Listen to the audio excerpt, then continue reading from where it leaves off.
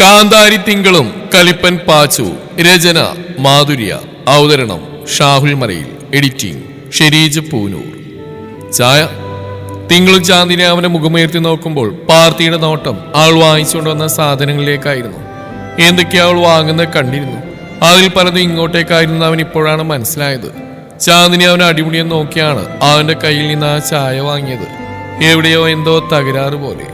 ചായയൊക്കെ അവനിട്ട് കുടിക്കുന്നതാണ്, തനിക്കും തരും. പക്ഷെ വേറൊരാൾ കൊടുക്കാൻ ചെക്കന് കുറച്ച് ബുദ്ധിമുട്ടുള്ള കാര്യമാണ്. ഇതിപ്പോൾ തിങ്കളിനിട്ട് കൊടുക്കാൻ വലിയ കാര്യത്തിൽ പറഞ്ഞെങ്കിലും ഇവന് ഓടിച്ചെന്ന് ഇട്ടുകൊണ്ടുവന്നത് കുറച്ചൊന്ന് അതിശയിപ്പിക്കുന്ന കാര്യം തന്നെയാണ്. തിങ്കളുടെ പിന്നെ ഇതൊന്നും അറിയാത്തതുകൊണ്ട് സ്വാഭാവികതയോടെ തന്നെ അവൻ കൊടുത്ത ചായ വാങ്ങിച്ച് കുടിച്ചു തുടങ്ങിയിരുന്നു. പാർത്തി ചാന്ദിനിയുടെ അടുത്തേക്ക് ഇരിക്കുകയും ചെയ്തു. മോള് വെക്കുന്ന ചായയുടെ രുചിയൊന്നും കാണില്ല, പിന്നെ കുടിക്കാം, അത്ര തന്നെ. ചാന്ദിനി ചിരിയോടെ തന്നെ പറഞ്ഞ ചായ കുടിച്ചു തുടങ്ങുമ്പോൾ ഒരുത്തന്റെ മുഖം വലിഞ്ഞു മുറുകുന്നുണ്ട്. അധികം ഓവറാക്കല്ലേ. മോഹൻ ചിരിച്ചവൻ പല്ലിയടിച്ച് ചെവിയിൽ പിറുവിറുക്കുന്ന നേരം മധുരം അധികം ഇല്ലടാ അല്ലേ മോളെ? ചാന്ദിനി ഒന്ന് വിളിച്ച് തിങ്കളുടെ നോക്കുമ്പോൾ അവൾ ചായ ഓക്കെയാണെന്ന് പറയുന്നുണ്ട്. അമ്മയും മോനും വേറെന്തോ കൂടെ പിറുവിറുക്കുന്ന നോക്കി തിങ്കളുടെ മേൾ ആ വീട് മുഴുവനൊന്ന് ചുറ്റി. സൈഡിലേക്ക് ചെറിയൊരു ലിവിംഗ് സ്പേസിലാണ് അവർ ഇരിക്കുന്നത്. മുന്നിലേക്ക് നോക്കുമ്പോൾ നടുമുറ്റം കാണുന്നുണ്ട്. കൂടെ അതിനൊരു വശത്ത് ഭംഗിയിൽ സെറ്റ് ചെയ്തിരിക്കുന്ന ഇൻഡോർ പ്ലാന്റ്സും. അവിടുന്ന് കുറച്ച് മാറി ആട്ടുകെട്ടിലും മുകളിലേക്കുള്ള സ്റ്റെയറും ശ്രദ്ധിച്ചു തിങ്കൾ.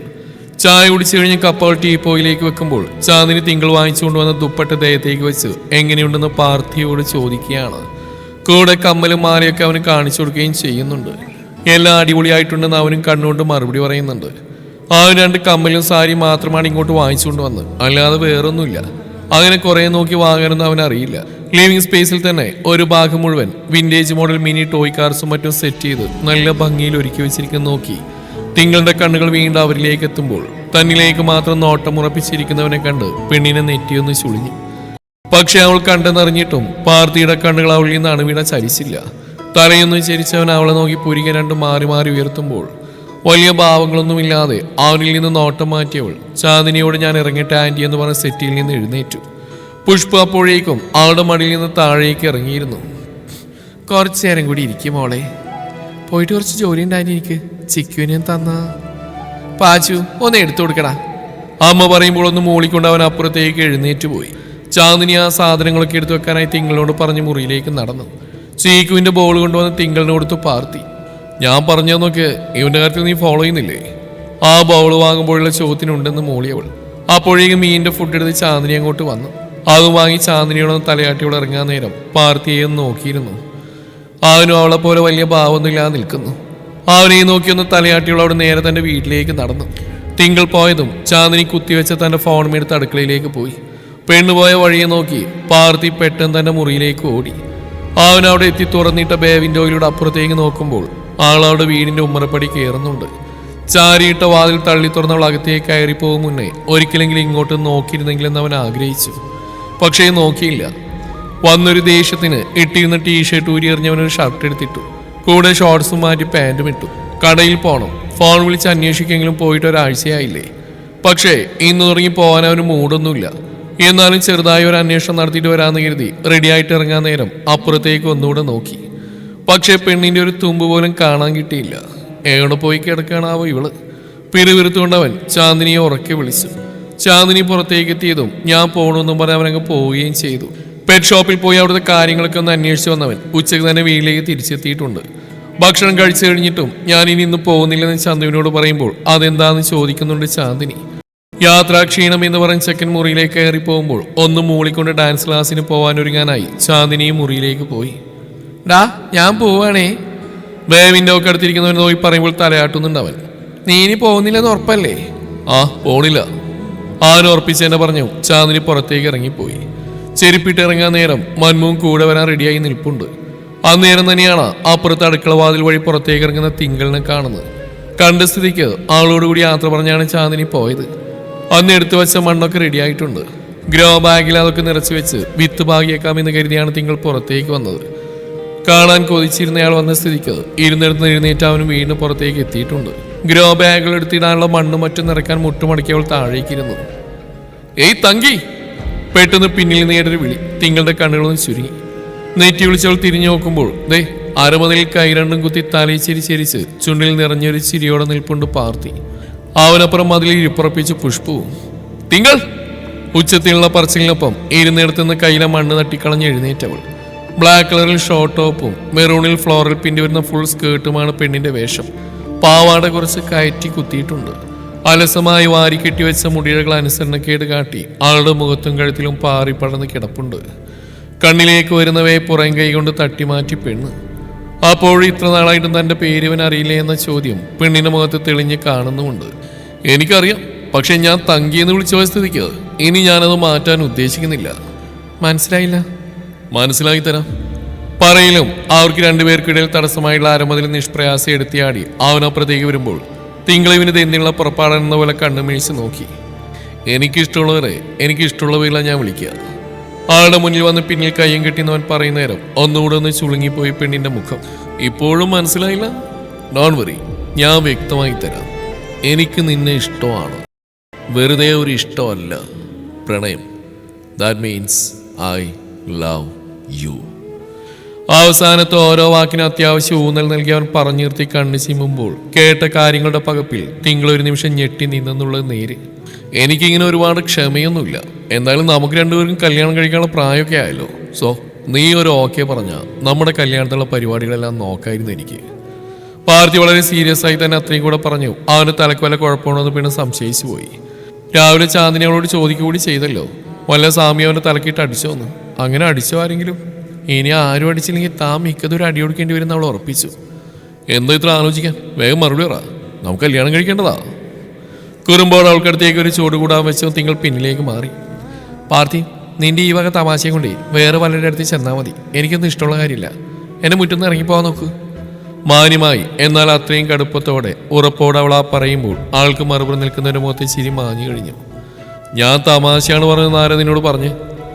ഇത്രയും നേരം സംസാരിച്ചെങ്കിലും തികച്ചും വ്യത്യസ്തമായി മുറുകി അവന്റെ സ്വരം. തിങ്കളത് കാര്യമാക്കിയില്ല. വേറെ ആരോടെങ്കിലും ചെന്ന് പറയാനോ? നിന്നെ ഇഷ്ടമുള്ള കാര്യം ഞാൻ വേറെ ആളോട് പറഞ്ഞിട്ട് എന്ത് കാര്യം? നിന്നോട് തന്നെയല്ലേ പറയേണ്ടത്. അതേ പറഞ്ഞു കഴിയുകയും ചെയ്തു. അതുകൊണ്ട് എനിക്ക് മറുപടി കിട്ടിയേ പറ്റൂ. നിനക്ക് മറുപടിയല്ലേ വേണ്ടത്? എനിക്ക് നിന്നെ ഇഷ്ടമല്ല, പോരെ? പോരല്ലോ, എനിക്ക് ഈ മറുപടിയല്ല വേണ്ടത്. ഞാൻ ആഗ്രഹിക്കുന്ന മറുപടി എനിക്ക് കിട്ടണം. പറഞ്ഞു കഴിഞ്ഞതും ദേഷ്യത്തിൽ പെണ്ണിന്റെ കണ്ണും മൂക്കും ചുവന്നു വരുന്ന് പാർത്തി കൗതുകത്തോടെ നോക്കി നിന്നു. മതി, നിർത്തിക്കോ പാർത്തി, ഒരുപാടായി. വെറുതെ എന്നെ ഭ്രാന്തിപ്പിക്കരുത്. എനിക്ക് ആരെയും ഇഷ്ടമല്ല. എന്നെ ആരും ഇഷ്ടപ്പെടുകയും വേണ്ട. ഒന്ന് ഇറങ്ങിപ്പോകുന്നുണ്ട് ഇവിടുന്ന്. പറഞ്ഞു കഴിഞ്ഞപ്പോഴേക്കും ആളൊന്ന് കിതച്ചു പോയിരുന്നു. കറങ്ങിയ അവളുടെ കടുങ്കാപ്പി മിഴികൾക്ക് ചുറ്റും ചോരഞ്ഞരമ്പുകൾ പാടുകൾ വീഴ്ത്തി. പാർത്തി അപ്പോഴൊരു കുലുക്കമില്ലാതെ നിൽപ്പാണ്. ഇനി അവന്റെ മുമ്പിൽ നിന്നാൽ താൻ എന്തെങ്കിലും ചെയ്തു പോകുന്ന കരുതിയവൾ വെട്ടിത്തിരിഞ്ഞ് വീട്ടിലേക്ക് കയറി കതക് വലിച്ചടച്ചും ചെക്കന്റെ കണ്ണൊന്ന് കുറുകി. ആഹാ, അത്രക്കായ നീ. നിമിഷ നേരം കൊണ്ട് അവളുടെ മുറിയുടെ തുറന്നിട്ട ജനാലക്കരിയിലേക്ക് പാഞ്ഞെത്തി നിന്നവൻ. വാതിലടച്ചിട്ടോ ഓടി കളിച്ചിട്ടും കാര്യമൊന്നുമില്ല മോളെ. ഈ പാർട്ടി ഒന്ന് ആഗ്രഹിച്ചിട്ടുണ്ടെങ്കിൽ അത് നേടിയെടുക്കാൻ എനിക്കറിയാം. നിന്നെ ഞാൻ വീട്ടിലടി. നീ എനിക്കുള്ളതാ. നിന്നെയും കൊണ്ടേ ഞാൻ പോവും. അലറി വിളിച്ചവൻ പറയുമ്പോൾ ആ വീടിനുള്ളിൽ മൊത്തം അവന്റെ ശബ്ദം പ്രതിധ്വനിച്ച് കേട്ടു. ഹാളിൽ നിൽക്കുന്നവൻ അവന് ദയിപ്പിക്കും പോലെ ഒരു നോട്ടം നോക്കി. ഇങ്ങനെ നോക്കലേ വേണേ, ഞാനങ്ങ് ഉരുകിപ്പോവും. ഒന്ന് സമ്മതിക്കടി തങ്കി, നമുക്ക് കല്യാണം കഴിക്കാടി. ആ ജനക്കമ്പിൽ പിടിച്ചു വലിച്ചവൻ കൊഞ്ചിക്കൊണ്ട് കുറുകുമ്പോൾ അവന് മാറി വരുന്ന ഭാവങ്ങളിൽ തിങ്കളുടെ ദേഷ്യം പിന്നെയും കൂടുകയാണ് ചെയ്യുന്നത്. കാറ്റുപോലെ വന്നവൾ അവൻ ആ ജനക്കമ്പിൽ പിടിച്ചിരിക്കുന്ന കൈ പിടിവിക്കാൻ നോക്കുമ്പോൾ പെണ്ണിന്റെ കയ്യിൽ പാർത്തിയുടെ പിടി വീണു. അടുത്ത നിമിഷം തന്നെ മറുകൈ കൊണ്ട് അവന്റെ താടിയിൽ അവൾ ശക്തിയിലൊന്ന് കുത്തിയതും പ്രതീക്ഷിക്കാത്തതായതുകൊണ്ട് അവന്റെ പിടി അവളിൽ നിന്ന് വിട്ടുപോയി. ആ നേരം തന്നെ ഒറ്റ തള്ളായിരുന്നു പെണ്ണ്. അവനോടൊന്ന് മാറിയതും അടുത്ത നിമിഷം ആ ജനൽ അവൾ വലിച്ചടച്ച് കഴിഞ്ഞു. ആ ജനൽ വാതിൽ വന്നവന്റെ മൂക്കിലും കൊടുത്തിരിടി. പാർത്തി 2-3 നിമിഷം ഒന്ന് കണ്ണടച്ച് നിന്നു. ചുരുട്ടി പിടിച്ച മുഷ്ടി അവൻ തുറക്കുമ്പോൾ ചെക്കന്റെ കഴുത്തിലും മുഖത്തും ഞരമ്പുകൾ തെളിഞ്ഞു കയറി. ആ ജനൽ വാതിൽ തന്നെ ശക്തിയിൽ അവന്റെ കൈ വന്നടിച്ചതും അപ്പുറത്ത് നിന്നിരുന്ന തിങ്കളൊന്ന് ഞെട്ടിപ്പോയിരുന്നു. എടീ മോളെ, 6 മാസം അതിനുള്ളിൽ നീ നോയിക്കോ. ഞാൻ കെട്ടിയ താലിയിട്ട് എന്റെ ഭാര്യയായിട്ട് എന്റെ വീട്ടിലുണ്ടാവും നീ. പാർത്തി വെറും വാക്ക് പറയില്ലടി, കാണിച്ചു തരാം ഞാൻ. വെല്ലുവിളി നടത്തിക്കഴിഞ്ഞ് വന്ന പോലെ തന്നെ അവൻ ആ മതിലും ചാടി അപ്പുറത്തേക്ക് പോകുമ്പോൾ നിറഞ്ഞുപോയ കണ്ണുകൾ കണ്ട് അമർത്തി തുടച്ച് തിങ്കൾ. കല്യാണം, ഭാര്യ. പുച്ഛത്തോടെ അവിടെ ചുണ്ടുകളൊന്ന് കൂടി. എന്തോന്ന്? ചാന്ദിയുടെ കയ്യിൽ നിന്ന് ചപ്പാത്തികൾ തെന്നിപ്പോയി. അമ്മയുടെ മരുമകളെ ഞാൻ കണ്ടുപിടിച്ചെന്ന് അലസമായുള്ള അവന്റെ പറച്ചിൽ. ഏത്? നീ ഡിഗ്രിക്ക് പഠിക്കുമ്പോൾ കണ്ടുപിടിച്ച മരുമകളെ പോലെയാണോ? ചുണ്ടൊന്ന് കടിച്ചു പിടിച്ച് ചിരിയോടെ ചാന്ദിനി പറഞ്ഞു. പാർത്തിയുടെ മുഖം വലിഞ്ഞു മുറുകിയിട്ടുണ്ട്. ദേ, ആ വിഷയം നമ്മൾ പണ്ടേ വിട്ടതാ. നല്ലൊരു കാര്യം ഞാൻ പറയാൻ വരുമ്പോൾ പിന്നെയും പഴയതൊക്കെ കുത്തിപ്പൊക്കാറുണ്ടല്ലോ. ചെക്കന്റെ ഭീഷണി വരുമ്പോൾ നമ്മളൊന്നും പറയുന്നില്ലേ എന്ന് പറഞ്ഞ് ചാന്ദിനി തലയൂരി. കൃഷ്ണപ്രിയ അവന്റെ ക്ലാസ്മേറ്റ്. പാർത്തിയുടെ ഡിഗ്രിക്ക് പഠിക്കുമ്പോഴുള്ള റിലേഷൻഷിപ്പായിരുന്നത്. ഒരു പാവം പെൺകുട്ടി. ഫസ്റ്റ് ഇയർ തന്നെ തുടങ്ങിയ ബന്ധമായിരുന്നു. കല്യാണം കഴിക്കാനൊക്കെ രണ്ടുപേർക്കും ആഗ്രഹം ഉണ്ടായിരുന്നു. അങ്ങനെ ആഗ്രഹിച്ച് തേർഡ് ഇയർ ആയപ്പോഴേക്ക് ആ പാവം പെൺകുട്ടി കാനഡയിൽ നിന്നൊരു ആലോചന വന്നപ്പോൾ അവനെയും കെട്ടി അങ്ങ് പോയി. അത്ര തന്നെ. നീ ഇത് പറ, എന്ത് ഇപ്പോഴത്തെ പുതിയ മരുമകളാരാ? ചാന്ദിനി പരത്തി കഴിഞ്ഞ ചപ്പാത്തി എടുത്ത് പാനിലേക്കിട്ട് അവനെ നോക്കുമ്പോൾ അമ്മയുടെ കയ്യിലെ ചട്ടകം കയ്യിലേക്ക് വാങ്ങിയവൻ അതങ്ങ് ചുട്ടെടുക്കാൻ തുടങ്ങിയതും പറയടാന്ന് പറഞ്ഞ് ചാന്ദിനി അവന്റെ തോളിലൊന്ന് തട്ടി. തമാശയല്ല, ചെക്കൻ്റെ മുഖം കണ്ടാൽ അറിയാം കാര്യം സീരിയസ് ആണെന്ന്. അന്നത്തെ ആ പ്രേമം പൊളിഞ്ഞോടെ പ്രണയത്തിന് തന്നെ മുഴുവനായി കർട്ടൻ ഇട്ടവൻ ഇപ്പോൾ ആ കർട്ടൻ ഉയർത്തിയത് ആർക്കു വേണ്ടിയാണോ അതവൻ സ്വന്തമാക്കിയിരിക്കുമെന്ന് അവർക്ക് ഉറപ്പുണ്ട്. അമ്മയ്ക്ക് അറിയുന്ന ആളാ. നിന്റെ കൂട്ടുകാരുടെ ആരെങ്കിലും പെങ്ങളെങ്ങാനുമാണോ അതോ എൻ്റെ ഡാൻസ് ക്ലാസ്സിലെ കുട്ടികളോ? ചാന്ദിനി സംശയത്തോടെ അവൻ നോക്കുമ്പോൾ ചെക്കൻ തലയിരിച്ച അമ്മയെ നോക്കി. പിന്നെ ആര്? തിങ്കളോ? അതെ, തിങ്കൾ തന്നെയാ. എന്തെങ്കിലും പ്രശ്നമുണ്ടോ? പൊരിക ഉയർത്തിയവൻ കയ്യും കെട്ടി അമ്മയുടെ മുമ്പിൽ നിന്നു. ഞാനിപ്പോൾ പ്രശ്നം ഉണ്ടാക്കി നീ അവളോട് ഇഷ്ടങ്ങ് മറക്കുവോ? തിരിച്ചും ചോദിച്ച് ചാന്ദിനി. ഓ പിന്നെ, പ്രശ്നം ഉണ്ടാക്കുന്ന ഒരാള്. പാർത്തി അവസാനത്തെ ചപ്പാത്തിയും ചുട്ടുകഴിഞ്ഞ് തിരിഞ്ഞു നോക്കുമ്പോൾ ചുണ്ടൂർപ്പിച്ച് നിൽക്കുന്നുണ്ട് ചാന്ദിനി. എന്തേ എന്ന പോലെ അവൻ മുഖമൊന്ന് ഉയർത്തുമ്പോൾ നീ പോടാന്നൊരു പറച്ചിലോടെ ചാന്ദിനി നേരെ കഴുകി വൃത്തിയാക്കി വെച്ച ലൂബിക്കയുടെ അടുത്തേക്ക് ചെന്നു. പിണങ്ങി പോയതാണോ? അങ്ങനെയാണെങ്കിൽ എനിക്കൊരു കാര്യം കൂടെ പറയാനുണ്ട്. ലൂബിക്ക വൈകിട്ട് വെക്കാനുള്ള കൂജ നീക്കി വെച്ച് പാർത്തിയും ചാന്ദിനിയുടെ അടുത്തേക്ക് ചെന്നു. ഇനി എന്താ എന്ന പോലെ നോക്കുന്നുണ്ട് ചന്തു. ഞാനവളെ പ്രപ്പോസ് ചെയ്തു ഇന്ന്. അതും കഴിഞ്ഞോ? അതിശയത്തോടെ ചാന്ദിനി അവനെ നോക്കി. നേരത്തെ തന്നെ ചെക്കൻ്റെ നോട്ടവും ഭാവവും എങ്ങും ഇല്ലാത്തൊരിളക്കമൊക്കെ ചന്തു നോട്ട് ചെയ്ത് വെച്ചിരുന്നു. അതാണ് അവൻ കറങ്ങി തിരിഞ്ഞിങ്ങനെ ഒരു കാര്യമായിട്ട് മുന്നിൽ വന്നപ്പോൾ തിങ്കളായിരിക്കും ആളെന്ന് ചാന്ദിനിക്ക് പെട്ടെന്ന് അങ്ങ് പിടികിട്ടിയത്. എന്നാൽ അവൻ ആ പെണ്ണിനോട് പോയി അത് ഇത്ര പെട്ടെന്ന് പറഞ്ഞു കൊടുത്ത അവൾക്ക് അത്ഭുതം തന്നെയാണ്. പ്രണയം തോന്നിക്കഴിഞ്ഞാൽ പിന്നെ തുറന്നു പറയണ്ടേ? എന്തിനുള്ളിലൊന്നും പുറത്തു കയറുന്ന കാണിച്ച് നടക്കണം. എനിക്കിഷ്ടമാണെന്ന് ഞാൻ അവളോട് പോയി പറഞ്ഞു. എന്നിട്ട് അവളെന്ത് പറഞ്ഞു? ചാന്ദിനി ചെക്കിനൊന്ന് ചുഴിഞ്ഞു നോക്കി. ഇത്ര നേരം ആറ്റിറ്റ്യൂഡ് ഇട്ട് നിന്നവന്റെ മുഖം മാറുന്ന കണ്ട് അവർ ശബ്ദമില്ലാതെ അടക്കി ചിരിച്ചു. നല്ല മറുപടി തന്നെ തിങ്കൾ തിരിച്ചു കൊടുത്തതാണെന്ന് ചാന്ദിനിക്ക് ഉറപ്പായി. പറയടാ. വീണ്ടും ചിരിയോട് അമ്മ ചോദിക്കുമ്പോൾ പാർത്തി ഉണ്ടായ കാര്യങ്ങളെല്ലാം കുറച്ച് മസിൽ പിടിച്ചിട്ടാണെങ്കിൽ പറഞ്ഞു മുഴുമിപ്പിച്ചു. അപ്പോഴെങ്കിലും ഊപിക്കാൻ വൈൻ തയ്യാറായി കഴിഞ്ഞിരുന്നു ചാന്ദിനി.